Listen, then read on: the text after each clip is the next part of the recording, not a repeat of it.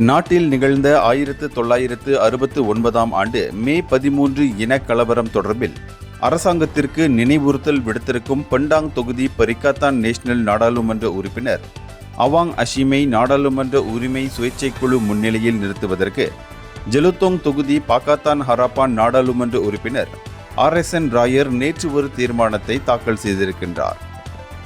பண்டாங் நாடாளுமன்ற உறுப்பினரின் இந்த பேச்சு நிந்தனைக்குரியதாகும் என்று வலியுறுத்துவதாக ராயர் கூறினார். அவருடைய செயல் அவையின் விதிமுறைகளுக்கு முரணானது. அதே சமயம் நிந்தனை சட்டத்தின் கீழ் இது ஒரு குற்றச் செயலாகும் என்று ராயர் சொன்னார். ஆகவே அவரை நாடாளுமன்ற உரிமை சுயேட்சை குழு முன் நிறுத்துவதற்கு நாடாளுமன்ற செயலாளரிடம் ஒரு தீர்மானத்தை தாக்கல் செய்திருக்கின்றேன்.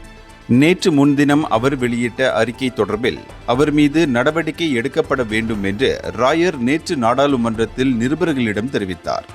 நேற்று முன்தினம் 1969 ஆண்டு மே 13 கலவரம் தொடர்பில் அவாங் எச்சரிக்கை விடுத்ததை அடுத்து மக்களவையில் அமளித்துமளி ஏற்பட்டது. 13வது மலேசிய திட்டத்தில் சீன புது கிராமம் மீது சிறப்பு திட்டங்கள் உள்ள வேளையில் பூமி புத்திராக்களுக்கு மட்டும் குறிப்பிட்டு சொல்லக்கூடிய அளவுக்கு திட்டம் ஏதும் இல்லையே ஏன் என்று அவாங் கேள்வி எழுப்பினார்.